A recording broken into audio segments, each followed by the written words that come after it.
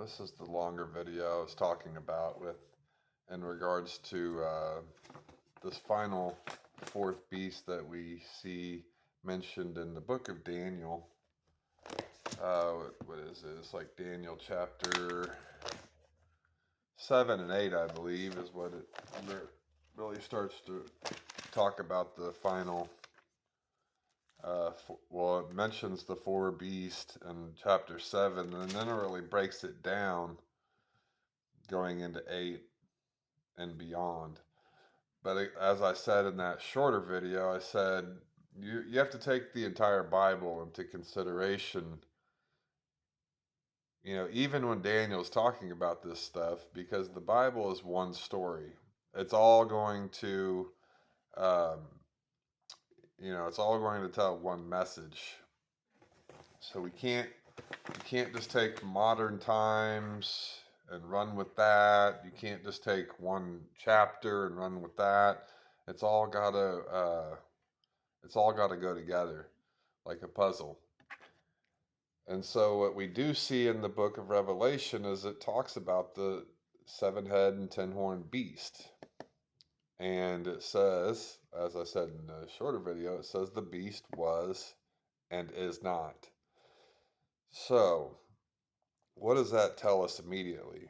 Well, was America one of the beasts? No, America was not one of the beasts. That is not to say that America is not going to have a part in it, because it can, because there's 10 horns. And we know for a fact that this fourth beast, this final beast, is going to have 10 horns, or it's going to be a 10 kingdom confederation. So we don't know who those 10 horns are going to be, but we know that the the uh, the the king in charge of it, that's going to ultimately take control of it and have charge of it, is going to be the beast that was and is not. So we know that it's going to be a 10 king confederation, but we see that it's actually the little horn. So that's something to understand too, is just because this 10 king confederation forms, that doesn't even mean whoever is in charge of it at the start is the actual beast. It's going to become the beast because the little horn is the not part of the original 10. He comes up and subdues 3 of them, so there's 10. He subdues 3. What does that make? 10 minus 3 is 7, because he's going to subdue 10, 9, and 8. That leaves 1, 2, 3, 4, 5, 6, 7. 7 of them. And he is an 8th. So he's going to take charge of it. And in that regard, he is a beast that was and is not. So, who was one of the beasts that was? Well, even in the statue, we see that there's parts of the statue.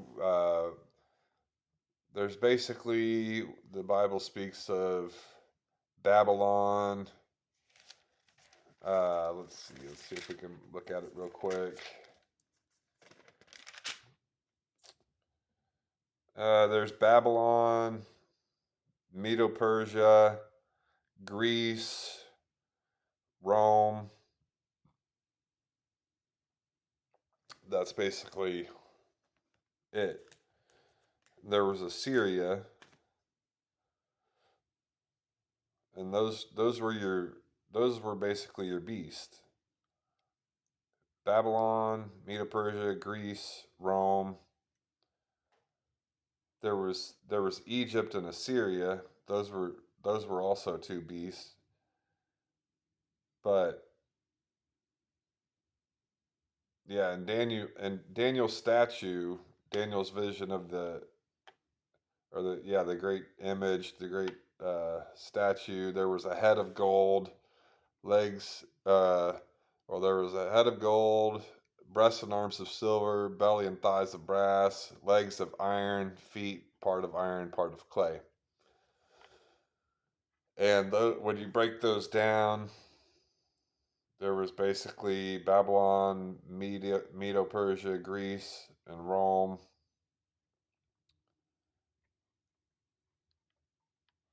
And yeah, those were the different beasts of that statue. And then you go to Daniel, uh, let's see here, Daniel chapter 7, there's a vision of four beasts. And in these visions, you have the first one uh, was like a lion that had eagle's wings. That's Babylon. You had the second one was like a bear, had three ribs in his mouth. That's Medo-Persia. You had a third one that was like a leopard and had wings of fowl and four heads. That was Greece. And then he says a fourth one, but he doesn't really mention it. So you had Babylon, Medo-Persia, and Greece in the Daniel 7 vision. In the Daniel 2 vision, you had Babylon, Medo-Persia, Greece, and Rome. But we know there was an Assyrian empire as well, because if you read in Isaiah, even Second Kings and Chronicles, they were the ones that destroyed the northern kingdom of Israel. So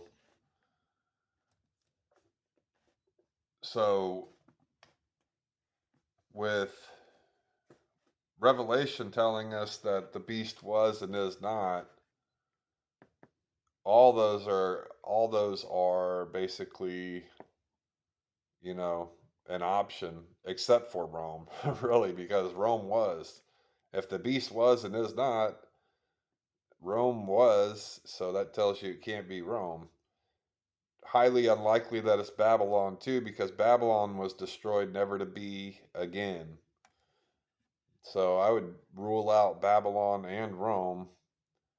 That would leave you Greece, Assyria, Egypt, um, Medo-Persia, which I would rule out Medo-Persia as well, because um,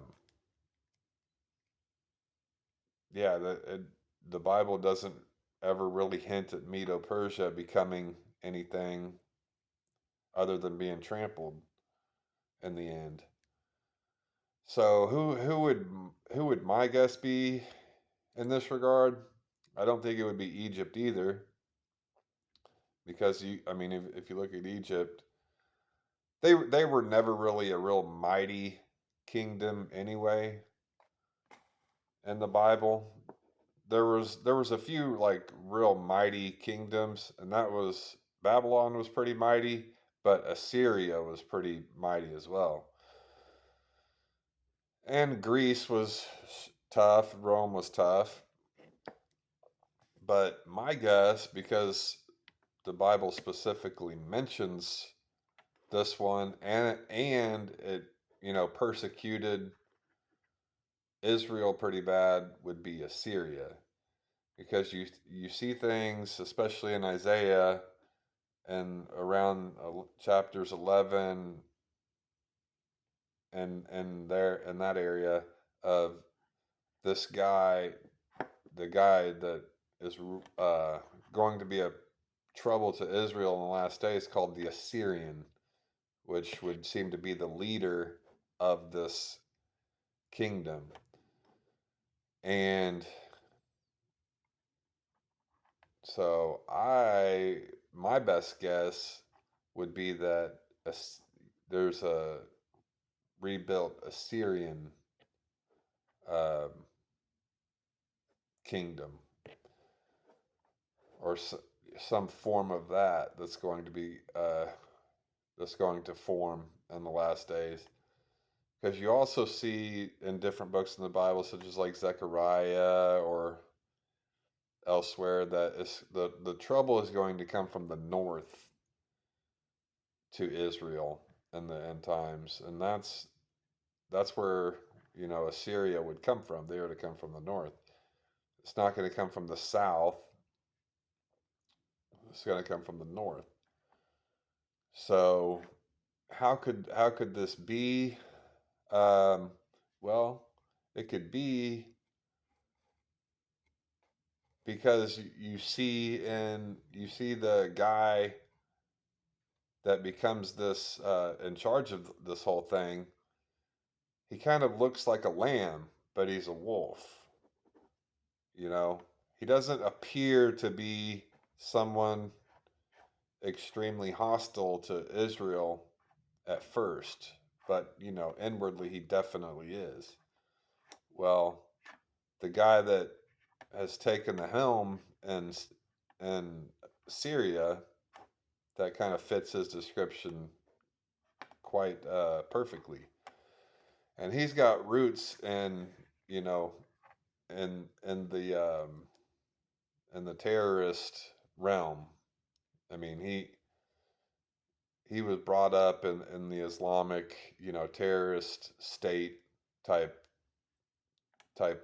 camp. But that would be one to watch for me, because what I think is going to happen is I think Iran's going to be trampled, and this Ten King. We know Israel's going to have a temple, because the little horn is going to desecrate the temple at the middle of the tribulation. So there's going to be a temple. Iran's probably definitely going to be trampled. This Ten Kingdom Federation is going to form. Israel's going to get a temple, and so obviously this little horn character is going to somehow manage to take control of this thing, you know, by around the midpoint of the tribulation. So I would, I mean, I would definitely keep an eye on that Syrian leader, Al Jalani. Um, he's not just going to go away. I mean, he's there for a reason and a season, I believe. And he comes off as a lamb. Even you've seen Trump say, "Oh, he's a great guy," and the leaders of Europe have really embraced him, and he's put on a suit and all that stuff. And he's been quiet for a while now, but to me, that's the one to keep an eye on. Of course, Turkey as well with Erdogan, but he's just outright blatantly, he's blatantly anti-Israel. They're never going to trust Erdogan. But the Syrian guy, I don't know that they've completely turned off to him. And when Israel went astray, I believe they did that with Syria, specifically the northern 10 tribes. I believe that was their downfall. I may be wrong, but I believe so. So there's a history there. And there's going to be a restoration. You would imagine there's a restoration of the northern 10 tribes. Well, wouldn't that make sense too, for the for Assyria to be have a have a final uh, demolishing, and so the northern 10 tribes return. So there's that aspect of it too. So um, yeah, just taking all of Scripture into context, we know that the beast was and is not. So you can rule out America as being not that they can't be a part of this Ten Kingdom Confederation, but they're not going to be the head of it. They might even start of it. They might start as it, but the guy that makes the 7 year covenant is going to be the little horn. I mean, if you just take what Daniel says, it says he's going to make the covenant and he's going to break it in the middle. So I would watch to see who that is that makes that covenant. Watch to see if this guy, that Syrian guy starts making, starts trying to become a peacemaker, because you got to figure, if Iran stuff starts pouring over towards the Syrian border, if the Hezbollah with Lebanon stuff starts pouring over the Syrian border, he's in a perfect situation to play the good guy, play the peacemaker guy, because that's a prime area. And yeah, I guess I could stop there for now. I'm just bringing a perspective of, we need to take all of Scripture into context. Don't just run with things as they go. We know for a fact what it has to be, and it has to be a beast that was and is not. And so let's take it all into consideration and just continue to research that. And that's all for now. And I will just think about it more and make more videos in the future if I catch more information. But thanks for watching.